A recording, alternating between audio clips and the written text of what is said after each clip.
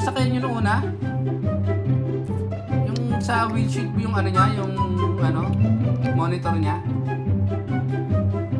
Yung sasakyan nyo nung unang sasakyan nyo, di ba may ano yun, dashcam na harap likod.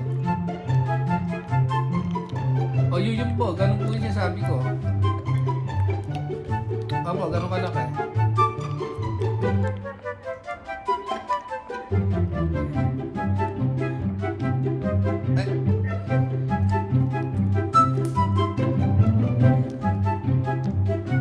At pag ano, send ko sa inyo para makita nyo.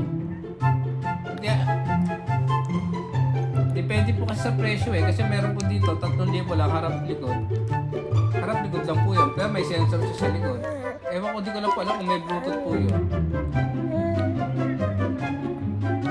Yung harap likod lang po. Aba, pag nag-atras kayo